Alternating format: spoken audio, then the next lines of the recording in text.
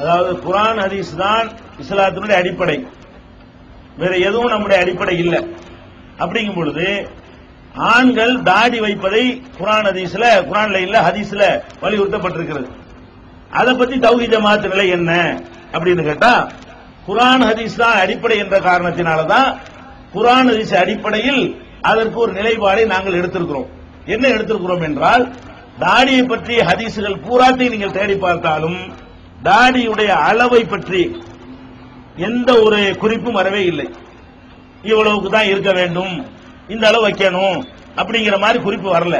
என்ன வந்திருக்குன்னு கேட்டா, தாடியை வளருங்கள், மீசையை கத்தரியுங்கள். இதுதான் ஹதீஸ்ல வரக்கூடியது. தாடியை நிறைவாக வையுங்கள், நிறைவாக வையுங்கள், முழுமையாக வையுங்கள் என்கிற கருத்தில் ஹதீஸ் இருக்கிறது.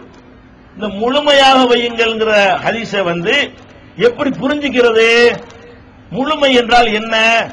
முழுமைங்கிறது ரெண்டு அர்த்தத்தில் உள்ளது. முழுமை ஒன்னு அதனுடைய அகலம் இருக்குதுல, எங்க எல்லாம் தாடி வருமோ பரப்பளவு, கன்னம், அந்த பரப்பளவு இருக்குல்ல, அதுல முழுமையாக எல்லா இடத்திலையும் அது இருக்கிற மாதிரி வைத்துக் கொள்வது, அது ஒரு முழுமை. இன்னொரு முழுமை என்னன்னு கேட்டா, நீளம் எவ்வளவு வருது அவ்வளவு விட்டு விடுவது, அதுவும் முழுமை. முழுமையாக வையுங்கள் என்பதற்கு இரண்டு அர்த்தம் இருக்கிறது. அந்த பரப்பளவு முழுமையாக இருந்தாலும் முழுமைன்னு சொல்லுவோம், அல்லது நீளம் அதிகமாக இருந்தாலும் என்ன செய்வோம், முழுமைன்னு சொல்லுவோம். அந்த சொல்லுக்கு ரெண்டு அர்த்தம் இருக்கிறது. எந்த அர்த்தத்தை எடுப்பது என்றால், அதற்கு நபிகள் நாயகத்தை நாங்கள் துணைக்கு அழைக்கிறோம். இந்த ரெண்டு அர்த்தத்தில் பரப்பளவு முழுமையான அர்த்தம் ஒதுக்க கூடாது. பரப்பளவு முழுமை என்றால் எங்க எல்லாம் தாடி வருகிறதோ அப்படி ஒதுக்கி ஓரமா வைக்கிறது, பிரெஞ்சு மாதிரி இப்படி வைக்கிறது, இதெல்லாம் வச்சாங்கன்னு சொன்னா முழுமைக்கு மாற்றம் என்று நாம சொல்றோம். சிலர் என்ன செய்யறாங்கன்னா, நீளத்தை தான் சொல்லுது அப்படின்னு சொல்றாங்க. இதை புரிந்து கொள்வதற்காக நபிகள் நாயகம் ஸல்லல்லாஹு அலைஹி வஸல்லம் அவர்கள் தலைமுடி சம்பந்தமாக, அதுவும் முடிதானே, அது சம்பந்தமாக இதே மாதிரி சொல்லை பயன்படுத்தி இருக்கிறார்கள். எப்படி பயன்படுத்துறாங்க? ஒரு பையன் ஒரு சிறுவனை பார்க்கிறார்கள், அவனுக்கு என்ன பண்ணிருக்குன்னு கேட்டா, முடியில ஒரு பகுதியை சிரைச்சிட்டு ஒரு பகுதியை வச்சிருக்கிறாங்க. இந்த குடுமி மாதிரி வைப்பாங்கல்ல, ஒரு பகுதியை முழுசா வலிச்சு விட்டுட்டு இன்னொரு பகுதியை வலிக்காம விட்டுருக்காங்க. இந்த மாதிரி ஒரு பையனை ரசூலுல்லாஹ் பாக்குறாங்க. பார்த்த உடனே இது என்னப்பா, என்ன இது அப்படின்னு கேட்டு சொன்னாங்க, இஹ்லிகு குல்லஹு அவித்ருக்கு குல்லஹு, வச்சா முழுமையா வை, விட்டா முழுமையா விடு அப்படின்னு சொல்லிட்டாங்க. அதாவது இவன் எப்படி இந்த பையன் வச்சிருக்கிறான், பாதி இடத்துல சிரைச்சி வலிச்சு விட்டு பாதி இடத்துல முடி வச்சிருக்கிறான். அப்ப ரசூலுல்லாஹ் என்ன சொல்றாங்கன்னா, வச்சா தலைமுடிய முழுமையா வையுங்கள், அல்லது முழுமையாக என்ன செய்யுங்க, சிரைச்சிருங்க, வலிச்சிருங்கன்னு சொல்றாங்க. இதை நம்ம எப்படி புரிஞ்சுக்கிறது? முழுமையா வைங்கன்னா இப்படியே பொம்பளை மாதிரி விட்டு அர்த்தமா? அந்த பையனுக்கு சொன்னாங்கன்னு தலைமுடிக்கு முழுமையா வைங்கன்ட்டாங்க.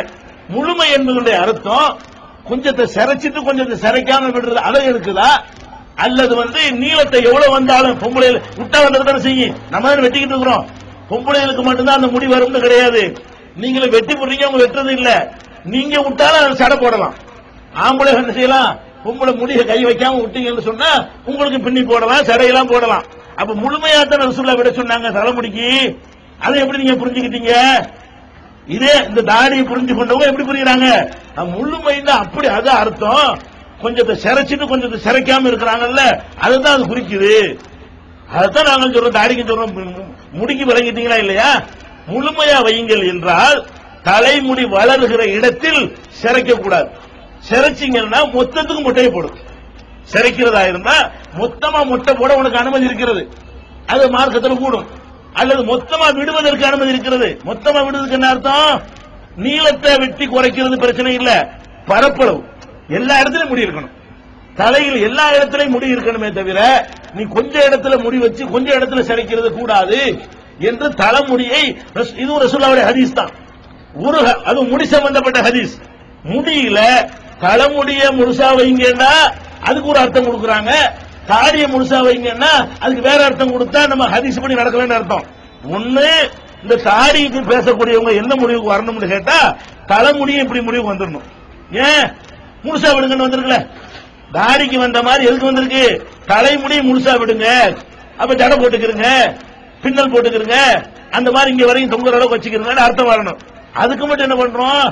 அதான் முழுமையில அதான் அர்த்தம். சிறைக்காம இருக்கிறோம்ல, அது போதும்ல. நீளம் நம்ம வசதியை பொறுத்தது. நீளத்தை பொறுத்த வரைக்கும் கூட்டலாம் குறைக்கலாம் என்று நாங்கள் புரிந்து கொண்டு, ஹதீஸை கொண்டு புரிந்து கொண்டு, ஒரு முடி சம்பந்தமான ஹதீஸை இன்னொரு முடி சம்பந்தமான ஹதீஸோடு பொருத்தி, அதுவும் முழுமை இதுவும் முழுமை என்று வர்ற வாசகத்தை வைத்து நம்ம என்ன முடிவு பண்றோம்? ஒதுக்க கூடாது. நாங்க எங்கேயும் ஒதுக்குறது கிடையாது. தாடி எங்கெல்லாம் வருமோ அங்கெல்லாம் தாடி இருக்கும்.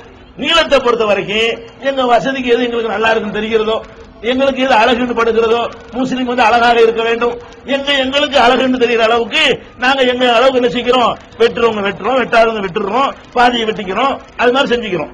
ஆனா சிறைக்க மாட்டோம். தலைமுடி எப்படி பாதியை சிறைச்சி பாதியை விடக்கூடாதோ அது செய்யக்கூடாது. ஹதீஸ்ல இருந்து வழங்கக்கூடிய விளக்கம் இதுதான். இந்த பெருசா வர்றது இதெல்லாம் சொல்றதெல்லாம் ஹதீஸுக்கு வெளியே அவுட்டா போய் நின்று கொண்டுதான் சொல்லிக் கொண்டிருக்கிறார்கள். அதனால ஹதீஸ்ல வந்து இப்படியான ஒரு கருத்தை சொல்லக்கூடிய எந்த ஒரு ஹதீஸும் நமக்கு கிடைக்கல. அதனால இப்படி நம்ம வந்து தாடி விஷயம் முழுசா தான் வைக்கணும். முழுசுக்கு அர்த்தம் என்ன? அதன் பரப்பளவு. பிரெஞ்சு தாடி வைக்க கூடாது, குச்சி தாடி வைக்க கூடாது. இப்படி இருப்பாங்கல்ல ஒரு கோடு மாதிரி, இப்படி வைக்க கூடாது. எங்க எல்லாம் உனக்கு தாடிங்கிற ஒரு அம்சம் வருதோ அங்க எல்லாம் அந்த தாடி இருக்க வேண்டும். அந்த மாதிரி ஒதுக்க கூடாது. ஒதுக்காமல் ஒருத்தர் இருப்பாரே ஆனால் தாடி ஒதுக்குறதுமாங்கல்ல, அதான் ஊர்ல அப்படிதான் சொல்லுவீங்க பம்பாயிலையும். அந்த ஒதுக்குறது அதை செய்யல என்று சொன்னா முழுசா வச்சிருக்கிறான்னு அர்த்தம். இதுதான் எங்களுடைய நிலைப்பாடு, ஹதீஸிலிருந்து புரிந்து கொண்ட நிலை.